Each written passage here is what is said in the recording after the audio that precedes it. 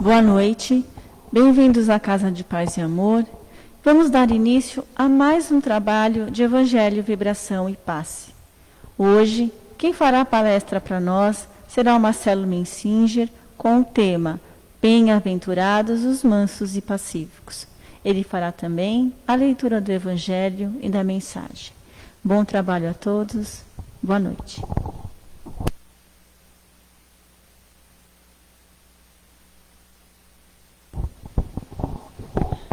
Vamos então iniciar com a nossa prece e aproveitarmos esses instantes dedicados a nós e refletirmos sobre nós mesmos e rogarmos aos mentores que nos auxiliem no equilíbrio, na serenidade e na harmonia necessária para o dia a dia. Vamos agradecer a oportunidade de mais um momento de reflexão e de aprendizado. Que os mentores sigam conosco hoje e sempre. Que assim seja, graças a Deus. Boa noite, bem-vindo ao Paz e Amor. Para começar então a palestra dessa noite, peguei um trecho do Evangelho segundo o Espiritismo, no capítulo 9, item 7. A paciência. A dor é uma bênção que Deus envia aos seus eleitos. Não vos aflijais, pois, quando sofrerdes, antes, bendizei de Deus onipotente, que pela dor, neste mundo vos marcou para a glória no céu. Sede pacientes. A paciência também é uma caridade, e deveis praticar a lei da caridade ensinada pelo Cristo, enviado de Deus. A caridade consiste na esmola dada aos pobres, é a mais fácil de todas. Outra, porém muito mais penosa e consequentemente muito mais meritória, a de perdoarmos aos que Deus colocou em nosso caminho para ser instrumentos do nosso sofrer e para nos pôr à prova a paciência. A vida é difícil, bem eu sei. Compõe-se de 1000 bagatelas, que são outras tantas picadas de alfinetes, mas que acabam por ferir. Se, porém, atentarmos nos deveres que nos são impostos, nas consolações e compensações que por outro lado recebemos, havemos de reconhecer que são as bênçãos muito mais numerosas do que as dores. O fardo parece menos pesado quando se olha para o alto e quando se curva para a terra a fronte. A mensagem que eu trouxe, às vezes é necessário que o mal chegue ao excesso para se tornar compreensível a necessidade do bem e das reformas. Allan Kardec. Peguei um tema, bem-aventurados os mansos e pacíficos, para a gente poder entender um pouco mais do que se passa com a gente, né? Pegando alguns livros de autores conhecidos, e deu uma margem para a gente falar dessa palestra. E que eu percebi que esse movimento universal, que toda a humanidade está inserida, ela está operando no sentido do progresso moral. Assim, então, muitos que conquistaram esse progresso moral vão entrar naquela bem-aventurança de Jesus, né? Bem-aventurados os mansos e pacíficos, porque herdarão a terra. O Evangelho do Cristo, ele é uma seara inesgotável assim, de bênçãos divinas, é muito conhecimento. As bem-aventuranças são um norte para a gente seguir. E nessa bem-aventurança, ele estabeleceu como lei a doçura, a mansuetude, a moderação, a afabilidade, a paciência.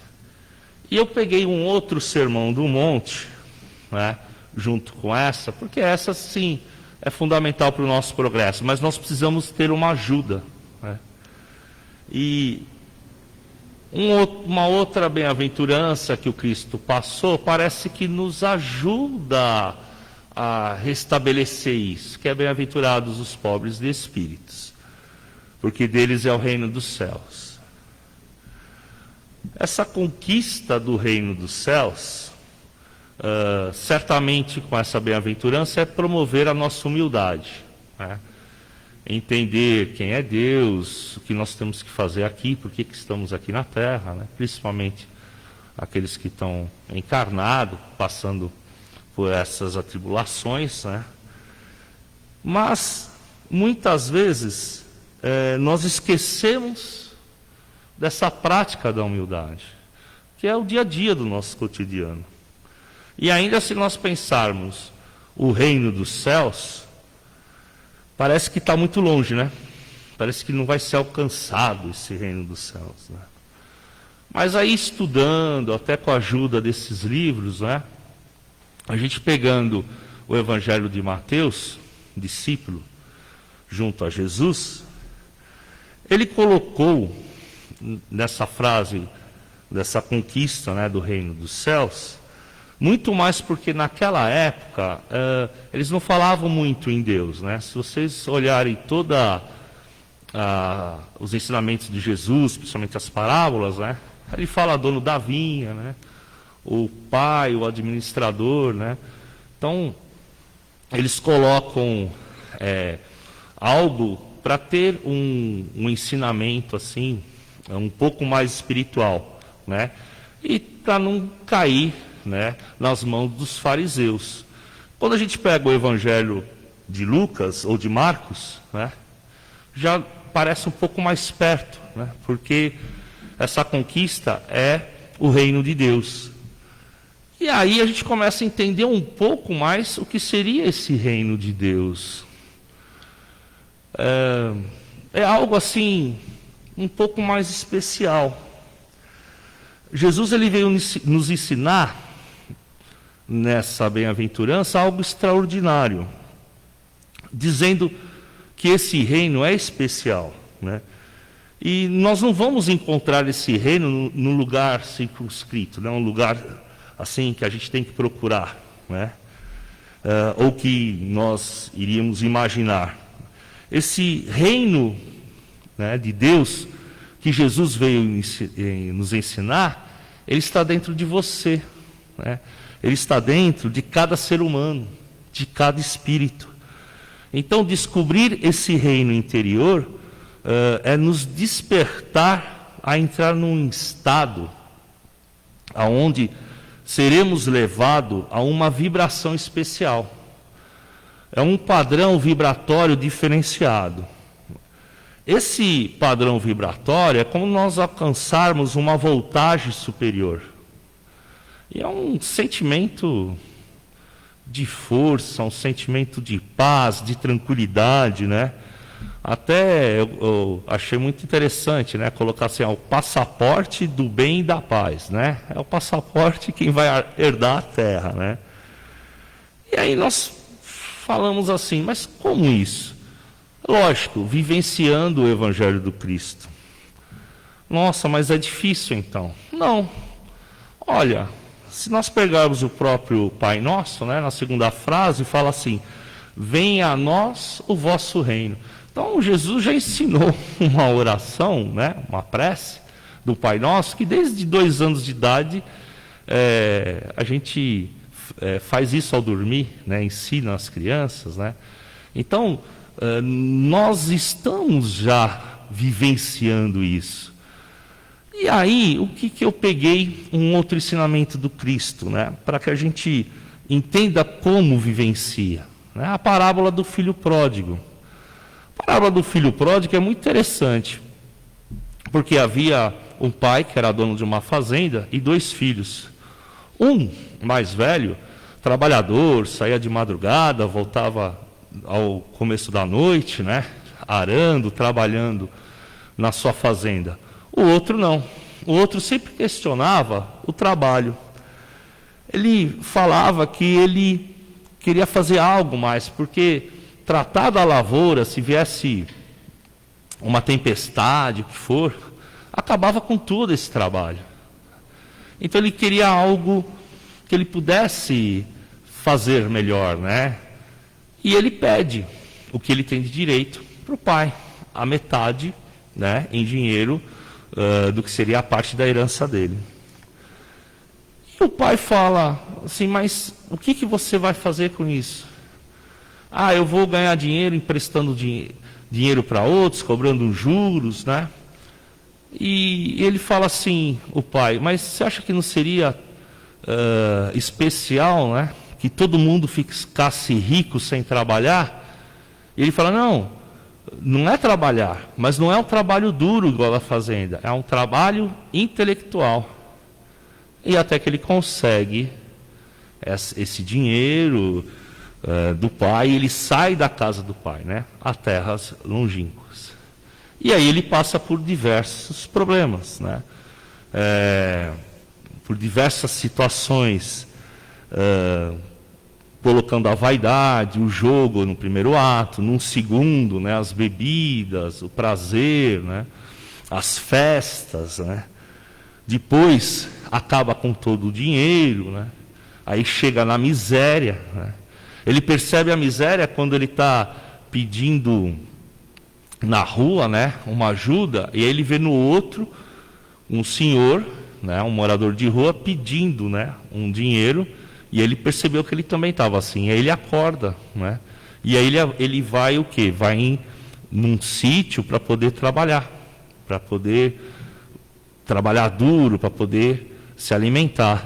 E o que resta para ele era cuidar dos porcos e o que sobrava da comida dos porcos para ele se alimentar. Aí, o que acontece nessa parábola? Um despertar.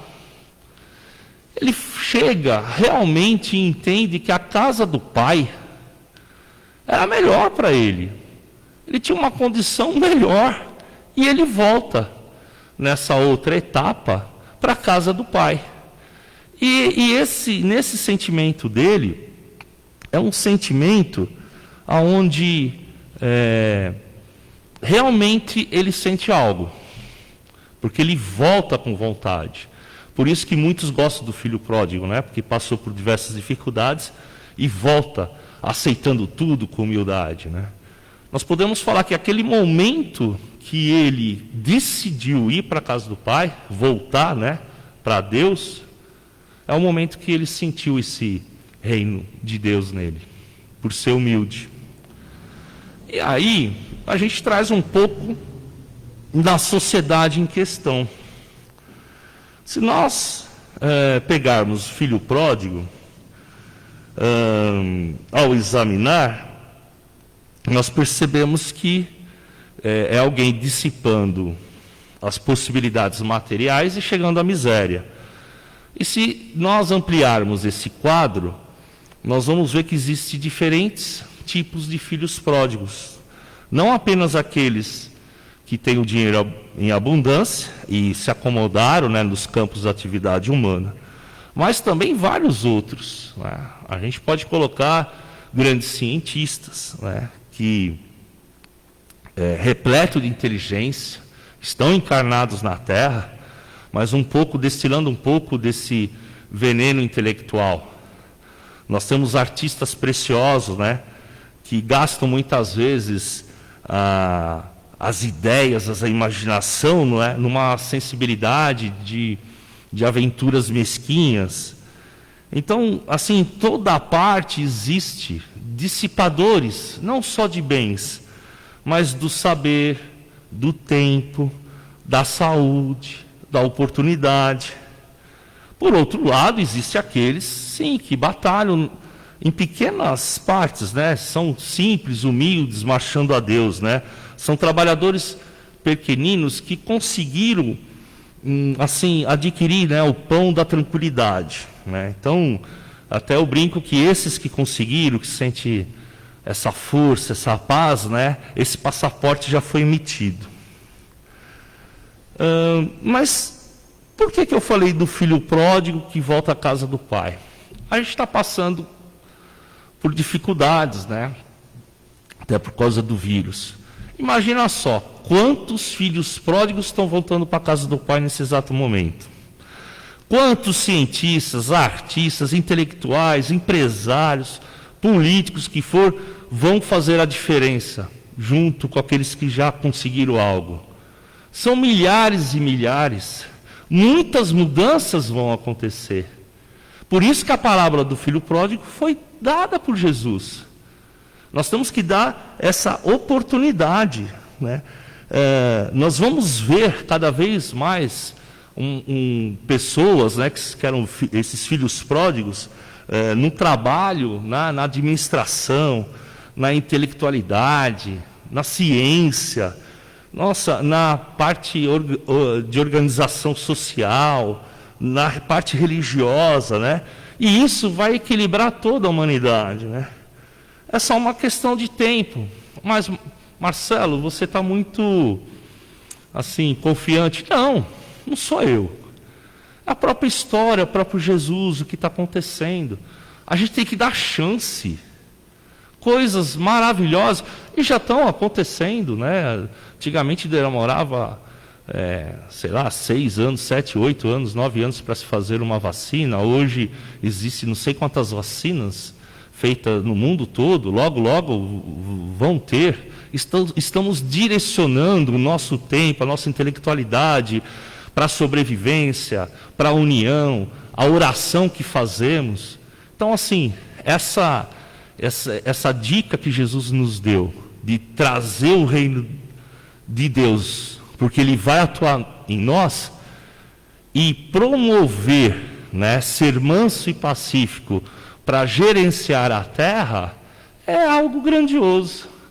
É algo assim que traz essas mudanças. O que eu quis passar para vocês é esse estudo, né? Peguei de alguns autores, mas se vocês procurarem essas bem-aventuranças, né, o filho pródigo, garanto que a gente conhece um, ou mesmo nós podemos fazer mais, né? Essa é a grande ou sacada, o que for, que vai nos trazer bastante harmonia, bastante paz e o equilíbrio, não só nos nossos lares, mas em todo o planeta Terra. Muito obrigado.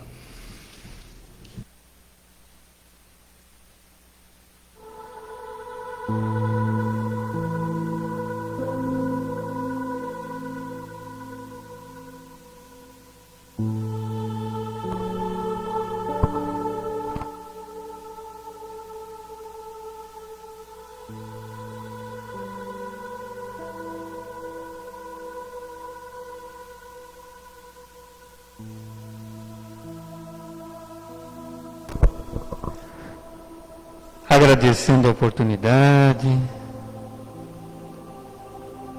agradecendo por mais uma vez ter contato com esses ensinamentos do Mestre Jesus, podermos refletir,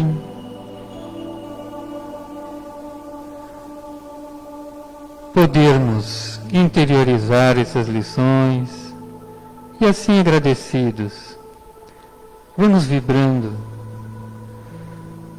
por toda a humanidade, para que cada ser neste planeta possa ser tocado, possa ser envolvido para o retorno ao Pai, para o reequilíbrio, para buscar o caminho da porta estreita.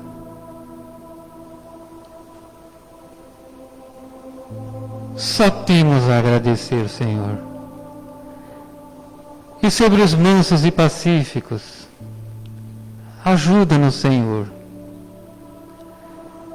a não reagirmos mais, para que as nossas ações sejam ações e não reações. Para que tudo que chegue até nós possa ser avaliado e tratado com paciência e mansuetude. Obrigado, Senhor. Que este ensinamento possa invadir a todos os corações do planeta.